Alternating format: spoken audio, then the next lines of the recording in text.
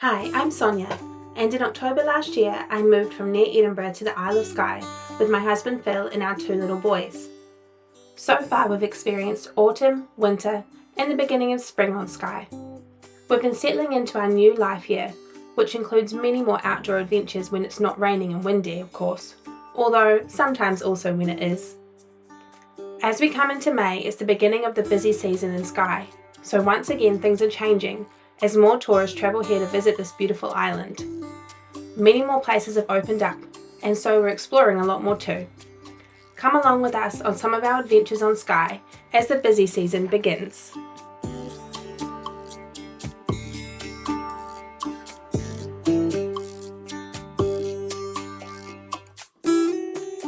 I feel like I've not talked on here for ages because I've been so busy with my parents visiting and doing lots of touristy things and everything, and now the weather is nice and the days are like really long. I just haven't even had a chance to sit down and chat. So we've been living here for 6 months now, which is kind of crazy to think. It feels like kind of a long time, but also not at all. But the seasons and everything really do change what life here is like, I think. When we first moved, things were sort of closing down, and then we had the winter, and now everything's opening up again, and obviously there are lots more people around as well. So I feel like Skye can be quite different depending on the time of year. Well, actually, Skye is quite different depending on the time of year. So I don't feel like we've lived here long enough yet to really have a full picture of everything, because maybe after a year, but even maybe not even then, maybe it takes a few years till we kind of really know with the different changes and stuff like that. So yeah, but I feel really settled, which is nice. Like I feel like the kids have settled in really well, and they're doing great at school and nursery. We've got like lots of things to do, lots of exciting plans coming up for the rest of the spring and the summer, and I can't wait to just keep exploring this amazing place and finding out what life here is going to be like for us for the however long. One of my favourite things that we've done recently is take the ferry from Sconser over to Raasay, an island just off the east coast of Skye. Its population is only around 160 people, though it's the size of Manhattan, New York. The ferry goes back and forth regularly between Skye and Raasay, and you can book the ferry and take anyone that's coming and going that day. You can go on with a car or as a foot passenger. We visited Raasay Distillery and did the tour, which was excellent. They make both whiskey and gin there, and it's one of my favourites. We also had lunch, which was amazing, and I seriously can't wait to go back again.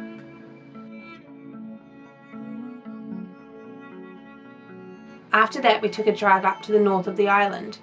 The views across the Skye are stunning, but we were headed for Calum's Road, which I'd previously read about.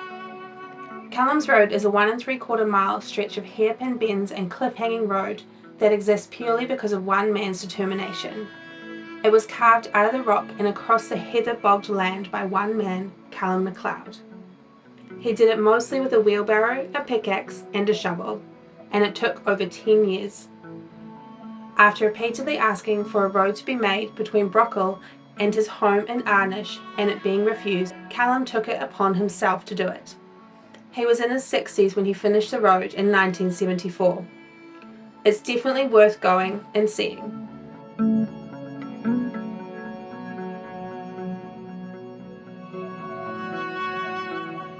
Afterwards we drove back to the ferry to Skye, but it definitely won't be my last visit to Raasay.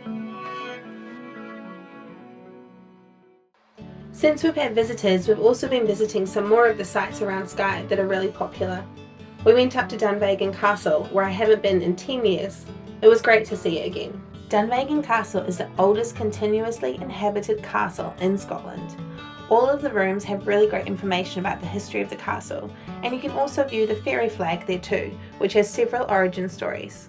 We also went to Torabhaig Distillery, down in Sleat.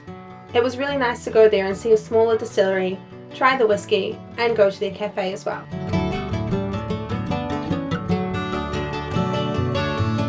There's also a new restaurant in Broadford called the Sprig, where we've been a few times. I also took a trip over to Plockton to listen to the live music at the Plockton Inn one night, one of my favourite things to do.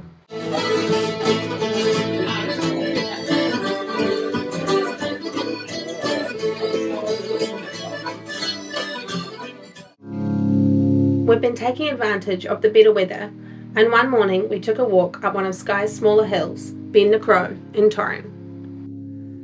We are maybe halfway up? I'm not sure, but we're going up here.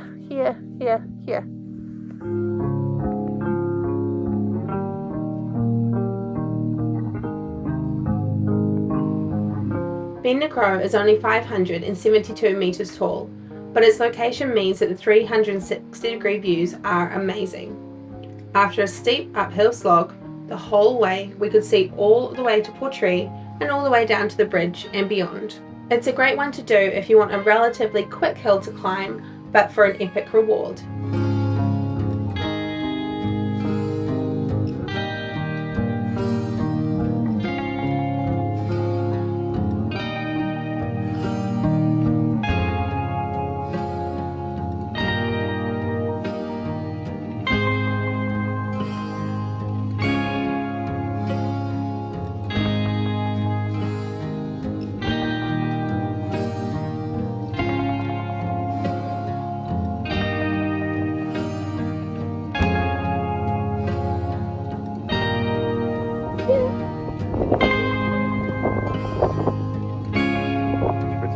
Rocky.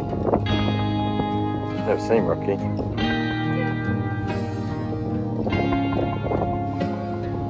think the half of an Easter egg here has gone to her head.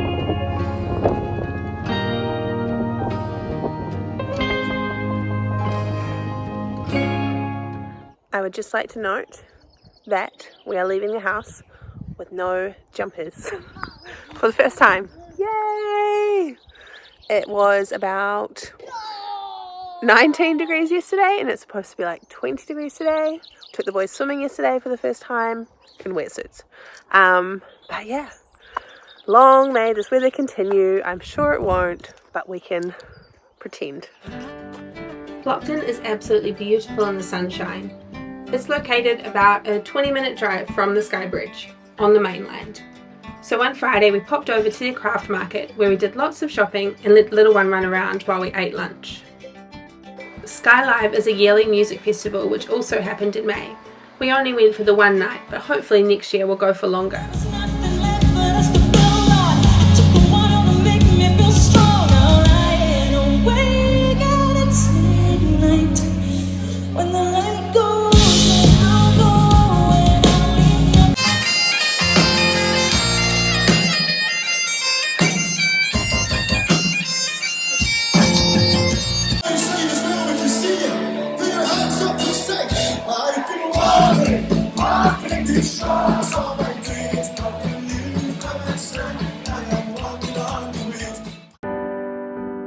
Skye has so many great places nearby to visit as well. So one morning we headed down to Armadale and took the ferry to Mallaig as foot passengers. We visited the epic bakery there and the Heritage Centre and watched the Jacobite steam train come in from Fort William. Next time I'd try and book in advance for the car so that we can also explore some of the beautiful beaches nearby too. From Mallaig you can also take the ferry to some of the other islands near Skye, like the Small Isles. That's one place that I'm hoping we might go this summer, so definitely stay tuned for that. We have come to one of our favourite spots, which is the Armadale Castle and Gardens in Sleat. It's just a really great place to be able to run around with the kids. There's lots to do there as well. There's the Museum of the Isles and playground and the castle ruins. And the reason we've come is that it is Bluebells season. So I don't actually know if they're fully out yet, but I'm hoping so, and hoping to get some nice pictures and things.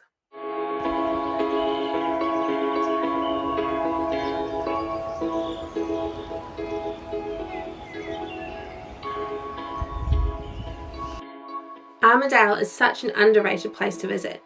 There are the castle ruins, lots of beautiful gardens to explore, a forest area for den building which is great with kids, and of course the Museum of the Isles.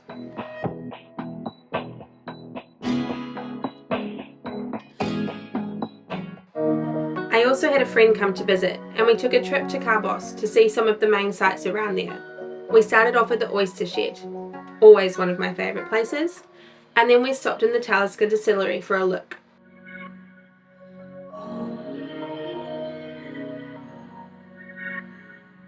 Before we headed down to the ferry pools. The road down there was pretty busy, but parking wasn't too bad, and we had a better day than the last time I went. We finally made it to some of the waterfalls nearer the top, although they were much smaller than I thought they were from all of the photos. This is one thing I always think about the ferry pools. There are so many photos out there that it's hard to know what they're really like until you actually visit. Obviously we finished up with a visit to Cafe Cuil, one of my favourite cafes on the island. So, just a bit of a reality check of living on Skye. It is the end of the first week of May, and it is already insane. Like, people are saying that it's like July right now, so who knows what July is going to be like. Basically there's just like so many cars and people everywhere, especially at all of the main sites. Like, Phil was up at the Kerrang this morning, the car park was full by 11, cars parked all over the place. 2 cars had kind of basically partly gone off the road. And yeah, the supermarket was pretty short on food and ran out of a lot of things, depending on what you wanted. And there's no petrol at the petrol station, so we have come on the nursery run with very little petrol and hoping that they have a delivery either later tonight or really early tomorrow so that we can get some petrol for tomorrow. It's crazy. Thankfully we did manage to get petrol. I guess we'll have to see how often this is actually a thing. To be honest, we'll probably not go to some of the busiest spots on Skye, unless we really need to through the summer, or we're going with friends that are visiting.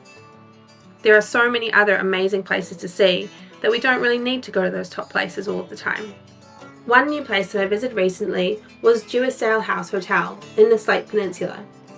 My mum was visiting and her and I love an afternoon tea, so we went to give theirs a go. The decor and the gardens were absolutely beautiful, and the cakes of the afternoon tea were a real highlight. Definitely recommend. It's so calm this morning. I've literally come out in my pajamas just because it's so nice and peaceful. It's a little bit cloudy, but not cold at all. Basically no wind. I'm waiting to see if the midges attack me before I decide I want to go paddleboarding. Yeah, because that wouldn't be good. But there's like the tiniest breeze, so I might be okay. Nothing's coming at me yet. We'll see.